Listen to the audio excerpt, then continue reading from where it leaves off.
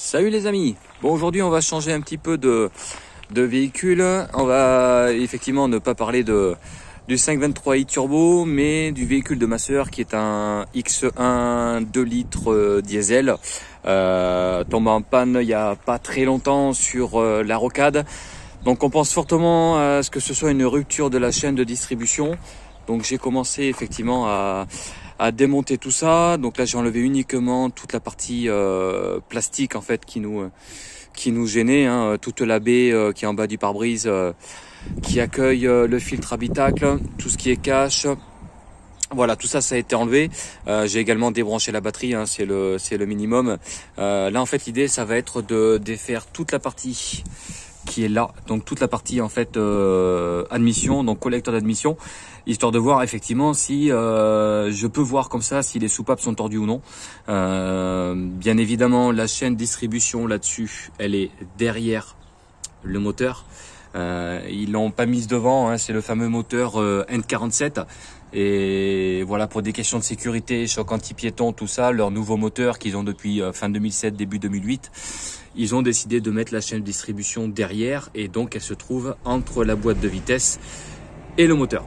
Voilà, petite particularité en plus là-dessus, c'est que c'est une boîte automatique qui est bloquée sur P. Au début, je m'étais dit, voilà, on met au point mort et puis je vais essayer de faire tourner le vilebrequin. Si ça tourne pas, c'est que c'est bloqué. Malheureusement, vu que la boîte est bloquée sur P et qu'on ne peut absolument rien faire, je suis condamné à regarder par le conduit d'admission. Je sais pas si là-dessus il y a des clapets d'admission ou pas, et ça serait un clapet qui aurait cassé comme il y avait à l'époque. Pas sûr, et je sais même pas. D'ailleurs, je vais regarder au fur et à mesure. Voilà, c'est les moteurs, hein, qui équipent les séries 1, les séries 3, les X1, les X3. Voilà, donc un problème très connu chez BMW et qui malheureusement peut causer de gros soucis. Donc voilà, je me suis trimballé avec ma servante et tout mon outillage pendant à peu près 100 bornes. Et voilà, donc je vais démonter ça et puis je vous tiens au courant. Allez, salut! Bon les amis, je vous reprends. Mais j'ai démonté beaucoup plus que prévu, mais effectivement, donc j'ai démonté le conduit d'admission en fait pour rien, enfin pour rien oui et non. Ça déjà ça permet de voir qu'effectivement, c'est un diesel qui est extrêmement encrassé. Tous les conduits d'admission sont absolument pourris, c'est infâme, et le collecteur, je vous explique même pas dans quel état il est. Donc tout ça, ce sera à nettoyer. Donc j'avais fait ça pourquoi? Pour essayer de voir si on pouvait voir au moins les soupapes. Effectivement, on voit rien, il y a tellement de calamine, tellement de merde qu'on voit absolument rien. Donc, ce que j'ai fait, c'est que j'ai enlevé ici là, normalement il y a le capteur Abracam. Et en fait, donc là on va pas le voir, mais dedans, alors on va pas le voir parce que mon téléphone il est pourri. Et c'est surtout qu'en fait, alors à l'œil nu on le voit bien, dedans on voit bien donc la roue dentée qui entraîne donc l'Abracam. En gros c'est comme pour ceux qui connaissent pas du tout, c'est comme un pédalier de vélo, voilà, sur lequel on doit avoir une chaîne en fait qui vient se prendre dans les dents. Là en fait les dents ils sont pignons, en fait il y a plus rien, il y a plus de chaîne. Voilà, donc on a bien à faire une rupture de la chaîne de distribution sur ce moteur là. Donc je me répète, moteur N47.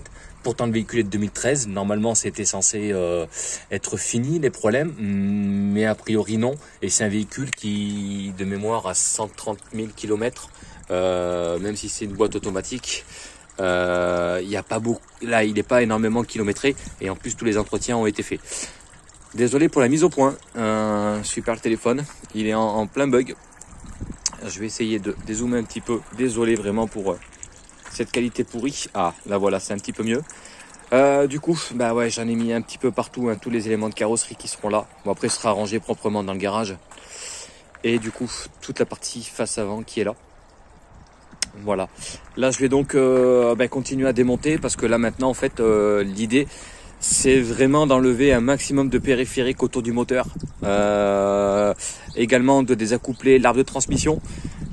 Et en fait l'idée ça va être donc dans quelques semaines prendre une chèvre, un camion, et je ramènerai en fait le moteur directement chez moi pour l'ouvrir dans mon garage, histoire de voir est-ce que vraiment on répare ce moteur là ou est-ce qu'on part sur un autre moteur. Voilà, tout va dépendre effectivement de dans quel état c'est dedans. Voilà, on peut le savoir uniquement en démontant. Voilà.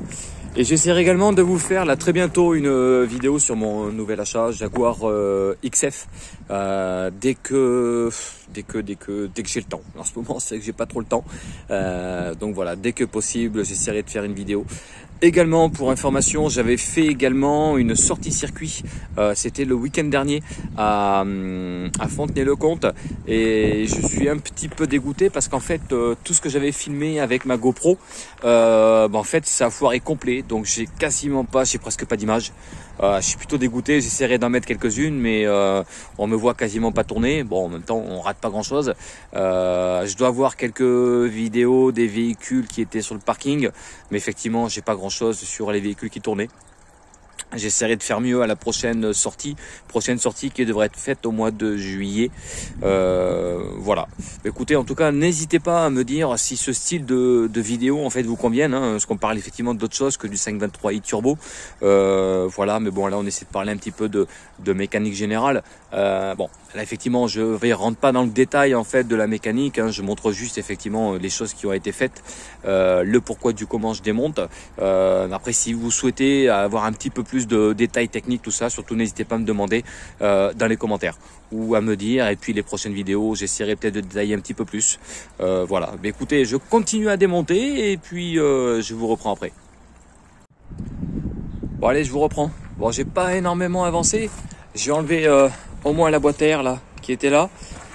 Ici on peut voir le turbo. Bon, j'ai mis quand même un papier pour qu'il y ait de la merde qui rentre dedans, ça coûte quand même assez cher. Et c'est plutôt fragile ces petits bestiaux là. Voilà. Bon, pour ceux que ça peut intéresser, la fameuse poulie damper, on en entend souvent parler, notamment sur les moteurs diesel. Bon, BMW n'est pas trop concerné, mais en général, quand vous faites les distributions sur moteur classique à courroie, ça en général c'est remplacé automatiquement.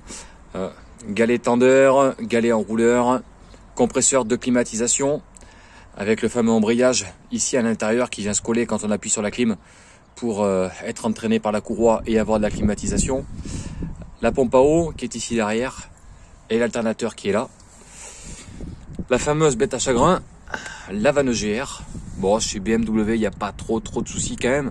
Mais bon, c'est quand même un sujet, je pense que vanne GR, même ceux qui ne sont pas dans la partie, qui ne sont pas dans la mécanique, savent ce que c'est.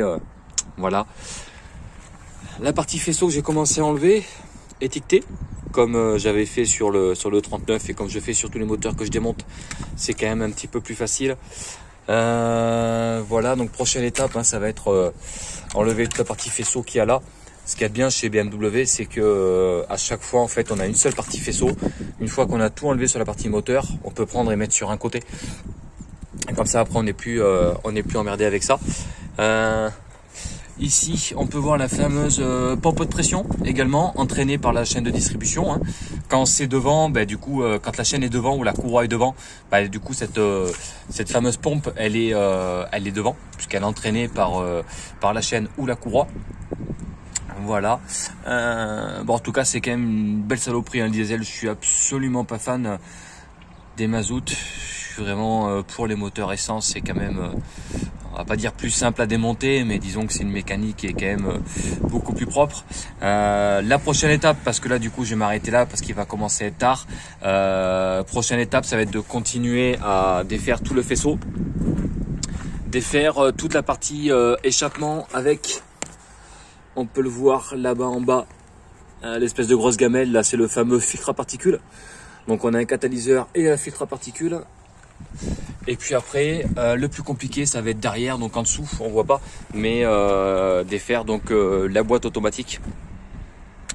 Voilà, bon, rien d'insurmontable, disons que le démontage, ça se passe toujours bien. Après, c'est plus sur la partie remontage.